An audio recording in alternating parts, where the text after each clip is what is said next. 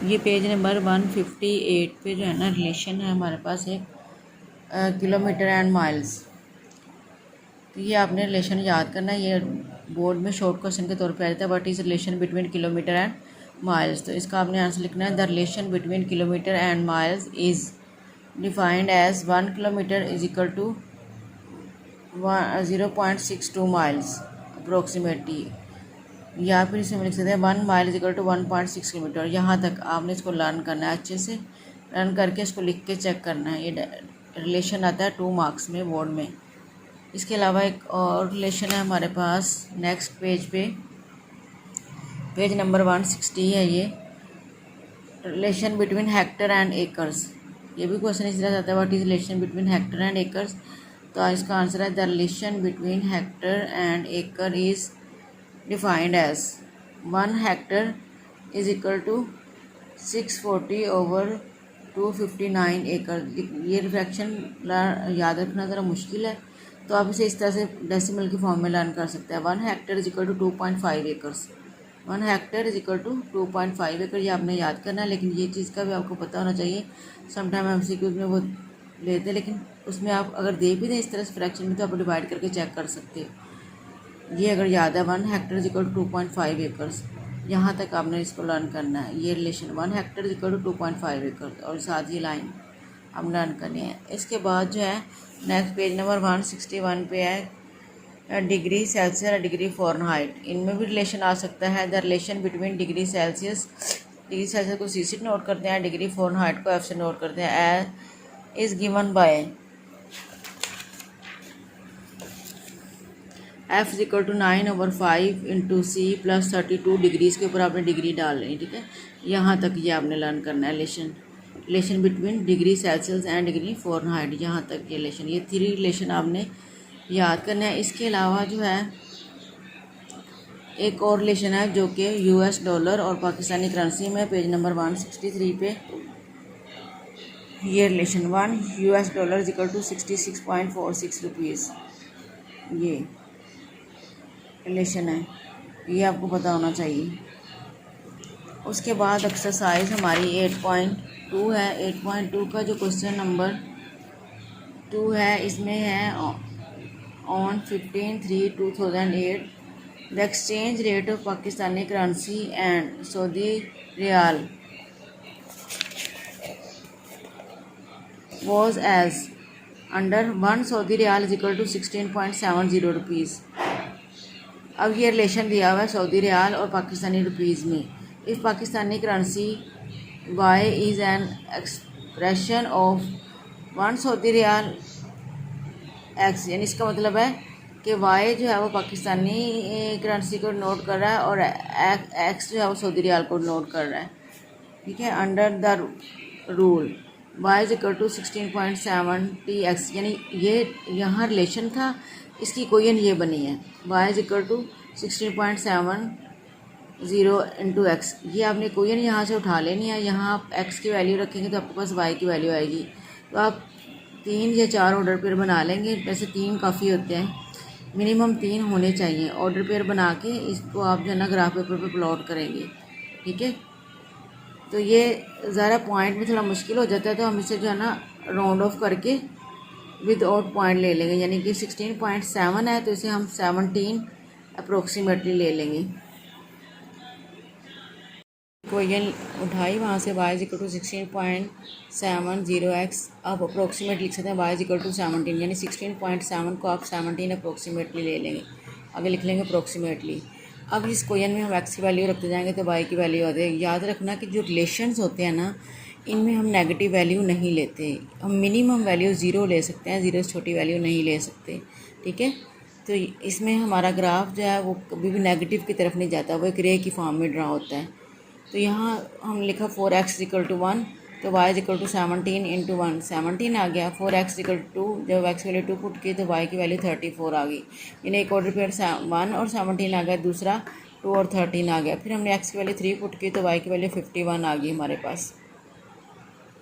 x जब हमने 3 put किया तो 51 आ गई। 3 ऑर्डर पेयर काफ़ी हैं। अब हम इसका टेबल बना लेंगे। Table for y is equal to 17x, ठीक है। इसमें यहाँ आप जो है ना रिलेशन भी लिख सकते हैं, जिन्होंने आपको वर्ड्स में रिलेशन दिया ना कोएन के बजाय, वो भी लिख सकते हैं, लेकिन ये भी लिख सकते हैं। तो एक्स की वैल्यू 1 पुट की तो वाई की 17 आई, यानी 1 और 17 ऑर्डर पेयर। जब हमने एक्स की वैल्यू 2 ली तो वाई की वैल्यू 34 आई, 2 और 34 ऑर्डर पेयर आ गया। अगर हमने एक्स की वैल्यू 3 ली तो वाई की वैल्यू 51 आ गई, तो 3 और 51 ऑर्डर पेयर आ गया। तो अप टू 100, अब देखो इधर मैंने अप टू 100 लिखा क्योंकि इधर ये कंटिन्यू है, लेकिन स्टार्ट से हमने 1 से स्टार्ट लिया और वहीं से हम लिखेंगे। इधर अब कंटिन्यू नहीं होगा क्योंकि हमने नेगेटिव वैल्यू नहीं लेनी होती, इसलिए ज़्यादा से ज़्यादा इसमें 0 0 ऑर्डर पेयर आ सकता है। अगर आप एक्स के लिए 0 लेंगे तो वाई की वैल्यू 0 आ जाएगी, इससे पीछे नहीं जा सकते आप, ओरिजिन से पीछे नहीं जाएंगे इसके ग्राफ में। अब इसका ग्राफ ड्रा कैसे होगा? सपोज ये आपका पेज है, ठीक है, तो आपने पेज के लेफ़्ट कॉर्नर से थोड़ी सी स्पेस छोड़ के ये वाई एक्सिस ड्रा करना है और फिर इधर को एक्स एक्सिस ड्रा करना है, ठीक है। ड्रा करने के बाद आपने, आप देखो एक्स एक्सिस के साथ आपके जो है ना उसमें यूनिट हमारे पास 1 2 3 छोटे यूनिट है, लेकिन जो वाई एक्सिस की वैल्यू है ना, वाई की वैल्यू जो 17 34 57 अप टू 100 इस तरह की आ रही हैं। तो हम 1 बिग स्केयर 1 यूनिट लेंगे लॉन्ग एक्स एक्सिस। इसमें आपने क्या करना है कि इसके जो है ना एक्स एक्सिस के अलग से आपने स्केयर रखना है और वाई एक्सिस का अलग से रखना है, ठीक है। तो इसमें हमने जो है ना ये देखिए, आपने स्केल लिखना है अलॉन्ग एक्स एक्सिस, ठीक है। 1 big square equal to 1 unit, और along Y axis 1 big square equal to 17 units. ये दोनों का अलग अलग आपने स्केल लिखना है। अब हमने इसका ग्राफ कैसे ड्रा करना है कि आपका जो है पहला ऑर्डर पेयर 1 और 17 है, तो ये देखो यहाँ से 1 वाली लाइन आपकी जा रही है और यहाँ 17, यहाँ पे करके आपका पॉइंट बनेगा, यानी दोनों के बिल्कुल सामने जो कॉर्नर बनेगा वो 1 और 17 का होगा, ठीक है। उसके बाद सेकंड 2 और 34 का ऑर्डर पेयर है, ये देखिए 2 34, तो ये 2 आपके पास ये एक्स की वैल्यू और वाई 34, ये दोनों का सामने यहाँ पे करके ये पॉइंट आएगा, ठीक है। 2 34, फिर नेक्स्ट है 3 और 51, तो ये वाई एक्स एक्सिस 3 है और वाई 51 है, तो यहाँ पे करके ये ऑर्डर पेयर बनेगा, यहाँ पे पॉइंट प्लॉट होगा 3 51।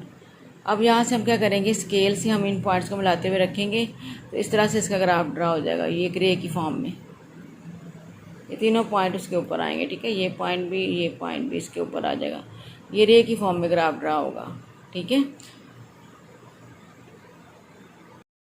इसके अलावा आपने क्वेश्चन नंबर 3 करना है। ये क्वेश्चन नंबर 3 सेम वैसे है जैसे 8.1 का क्वेश्चन नंबर 2 था, यानी ग्राफ ड्रा करने वाला।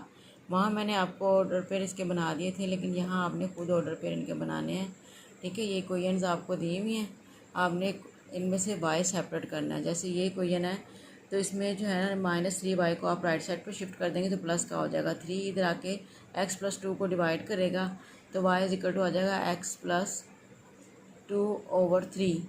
तो यहाँ आपने x की वो वैल्यू पुट करनी है कि जिसमें 2 ऐड करके 3 पर डिवाइड हो, यानी फ्रैक्शन ना बने। इस चीज़ का आपने ध्यान रखना है कि जो आपने ऑर्डर पे बनाने हैं ना वो फ्रैक्शन में ना बने, क्योंकि फ्रैक्शन में ना प्लॉट करना मुश्किल हो जाता है। बल्कि पहले वाले कि मैं आपको बना के दिखा देती हूँ, बाकियों के आपने खुद बनाने हैं और उनके ग्राफ भी आपने खुद ड्रा करने हैं सारे के सारे। अच्छा, इसमें ना आपके एक पेज पर 2 ग्राफ बना सकते हैं मैक्सिमम, क्योंकि इसके साथ सोल्यूशन भी है ना, तो सोल्यूशन लंबा हो जाता है। तो आपने पेज को इस तरह से जो है ना दरमियान से डिवाइड करके छोटा छोटा करके एक तरफ आपने एक ग्राफ का सोल्यूशन कर लेना और दूसरी तरफ दूसरे ग्राफ का, और ग्राफ वाली साइड पे आपने इस तरह से हाफ करके एक ग्राफ ऊपर बना लेना, एक नीचे, बस क्वेश्चन नंबर और उसका पार्ट नंबर लाजमी साथ मेंशन करना है। और स्केल जो है ना हमेशा लाजमी लिखना होता है कि आपने जो यूनिट्स ले रहे हैं वो 1 बिग स्केयर है, 2 बिग स्केयर है या स्मॉल स्केयर जो भी है।